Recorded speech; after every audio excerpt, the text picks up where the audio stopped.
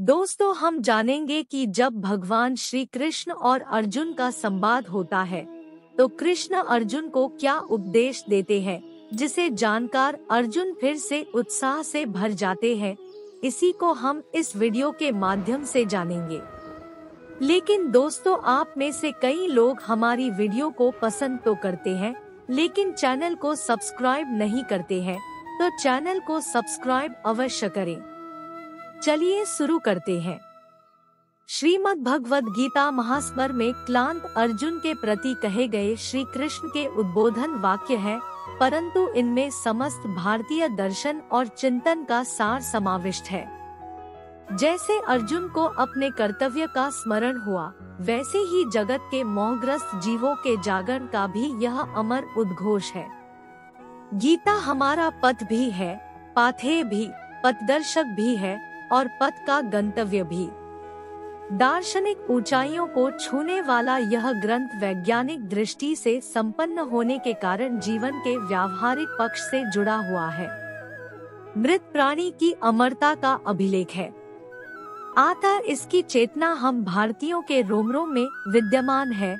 यह हमारी संस्कृति का आधार है, हमारे श्वास प्रश्वास की संरचना है। भागवत गीता ने संपूर्ण मानवजाति को अपने ज्ञान से पुलकित किया है।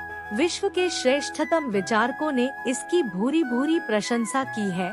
इसे सर्वोत्तम ज्ञान की मंजूषा बताया गया है और इसके प्रकाश में उन्होंने भी अपने चिंतन का पथ निर्मित किया है।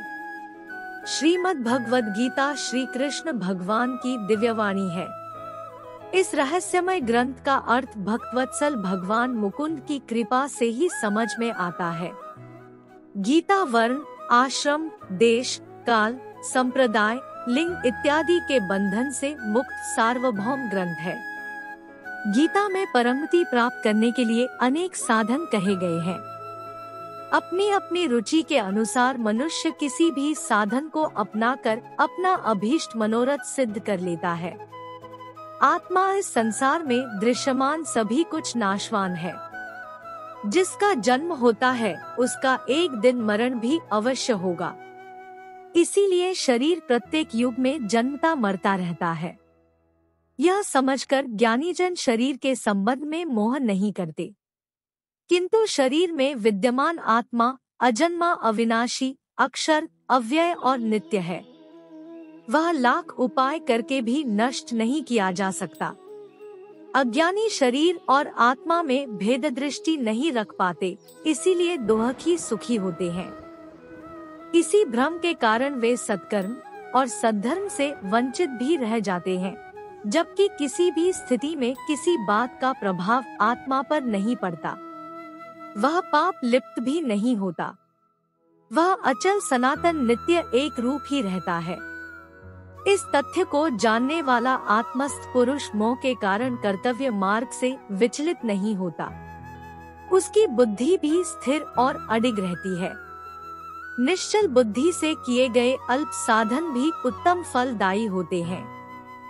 परमात्मा लोक वेद में प्रसिद्ध पुरुषोत्तम ही परमात्मा है। वह स्वयं प्रकाश किसी से प्रकाशित नहीं होता, अपितु सूर्य, चंद्र, नक्षत्रादि उसी के प्रकाश से प्रकाशित होते हैं। अखिल ब्रह्मांड के कण-कण में वह विद्यमान है। संसार में जो भी सर्वोत्तम सर्वोत्कृष्ट है, वह परमात्मा तत्व ही है। ब्रह्मांड में समस्त ज्ञान, सौंदर्य, तेज, बल उसी परमात्मा का ही रूप है। सत और असत से परे वह इंद्रिय रहित होकर भी विषयों का भोगता है। वह संसार में उसी प्रकार पिरोया है जैसे मणियों में सूत्र पिरोया होता है। यद्यपि वह समस्त सृष्टि का कर्ता पोषक है और जीवों के शरीर में भी रहता है, किंतु लिप्त नहीं होता। वह अति सूक्ष्म होने के कारण अविज्ञेय तथा अति विराट होने के कारण अप्रमेय है। उसकी सत्ता अनंत एवं ज्ञान असीम है। वह अनंत ऐश्वर्य एवं विभूतियों का स्वामी है। कोई भी भगवत परायण श्रद्धावान व्यक्ति जो उसे मन, बुद्धि, कर्म समर्पित कर अनन्य भक्ति से भजता है, वह उसे प्राप्त कर सकता है। उस परमात्मा की प्राप्ति में मन का अचल स्थापन, नित्य अभ्यास, वैराग्य, फल त्याग आदि सहायक सिद्ध होते हैं। मन इंद्रियों को वश में रखने वाला दृढ़ निश्चय, हर्षामर्ष, उद्वेग रहित, जो शीतोष्ण मानापमान सिद्धि को एक सदृश समझता है, वह आत्मतुष्ट योगी भगवत प्राप्ति में सफल होता है। दैवी संपत्ति संपन्न व्यक्ति सहज ही परमात्म तत्व का अधिकारी बन जाता है। कर्म गीता स्वयं कर्म संहिता है। इसमें नियत, काम्य एवं निषिद्ध कर्मों के साथ कर्म अकर्म की भी विवेचना है। शास्त्र विहित यज्ञ, दान, तप आदि कर्म ज्ञानवान को पवित्र करते हैं, आथा करने योग्य होते हैं। पुत्र, कलत्र, धन, समृद्धि की कामना से किए गए कर्म काम्य कर्म कहलाते हैं। चोरी, झूठ, कपट, छल, हिंसा आदि स्वार्थ के लिए किए जाने वाले निषिद्ध कर्म दूषित होने से त्याज्य है। कर्म त्याग मात्र से कोई सन्यासी योगी नहीं हो जाता, जब तक संकल्पों कामनाओं का त्याग न हो। बाहर से मन को वश में करने का दिखावा करने वाले किंतु अंदर से दूषित कामनाएं पालने वाले दंभी होते हैं। निरासक्त भाव से सभी कर्म परमेश्वर को अर्पण किए बिना मनुष्य कर्म बंधन से मुक्त नहीं हो पाता। ज्ञानी एक क्षण में कर्मफलों को त्याग देते हैं। कर्म त्यागने से कर्म करना सदैव श्रेष्ठ है। संसार चक्र संचालन के लिए परमात्मा को भी कार्य करना पड़ता है। कर्म में फलासक्ति से काम, क्रोध, मोह, लोभ आदि विकार उपजते हैं। फलेच्छा का त्याग ही निष्काम कर्म है। जो अंतः प्रेरणा से अनासक्त भाव से दूसरों के हित के लिए करुणावान हो कर्म किए जाते हैं, वे श्रेष्ठ कर्म हैं। जब चित्त वृत्तियों को एकाग्र कर द्वंद्व रहित हो एक ही भाव से परमात्मा में चित्त नियुक्त करते हैं, तभी योग होता है। त्याग सर्व भवोद्भव त्याग को त्याग कहा गया है। समस्त कामनाओं, संकल्पों, फलेच्छाओं को त्याग देने वाला सन्यासी होता है। कुछ निषिद्ध एवं काम्य कर्मों के त्याग को भी त्याग कहते हैं, जबकि नियत कर्म यज्ञ, दान, तप आदि सत्कार्य त्याज्य नहीं होते, अपितु इनके विधान में प्रमाद त्याज्य है। सामान्यतया आसक्ति, वासना, अहम भाव के त्याग को प्रमुख त्याग के रूप में स्वीकार किया गया है।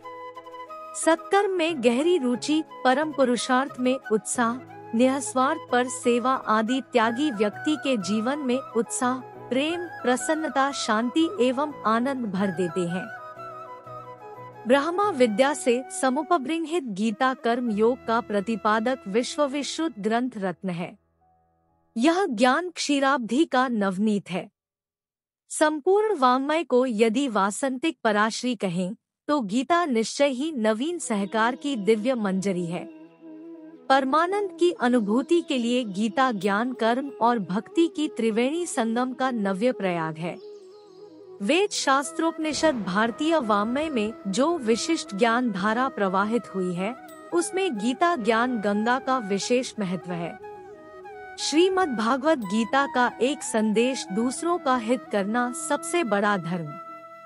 इस विशाल सृष्टि में मानव ऐसा प्राणी है जिसमें विवेक का प्राधान्य होता है।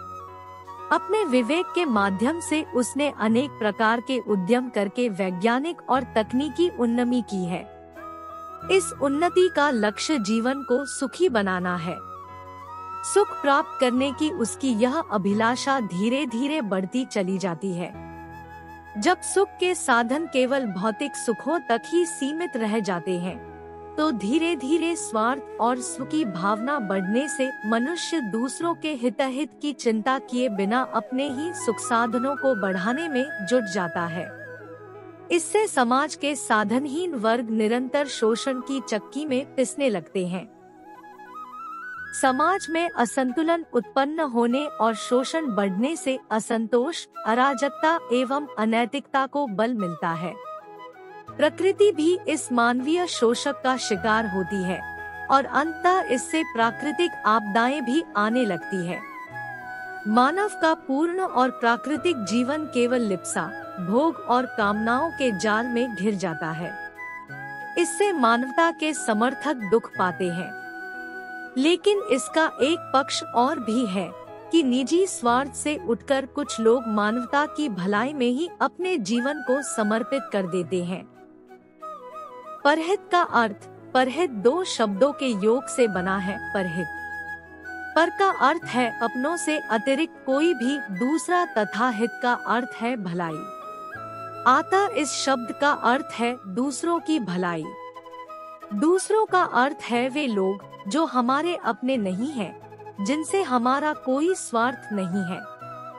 कभी कभी हम अपने नाते रिश्ते के लोगों प्रति भी करुणा की भावना रखकर उनका हित करते हैं, लेकिन अपने प्रियजन परिजन नाते रिश्तेदारी का हित करना वास्तव में मनुष्य का नैतिक कर्तव्य होता है।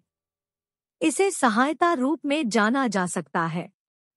इसका भी महत्व होता है और यह सत्कर्म है, मानवीयता है और मानव का धर्म भी है। लेकिन परहित इससे भिन्न अर्थ संकेतित करता है। जब अपने हितहित लाभ हानि का ध्यान रखे बिना दूसरे लोगों का हित, उनकी भलाई की जाती है तो यही कर्म परहित कहलाता है। परहित करने वाला व्यक्ति परोपकारी होता है।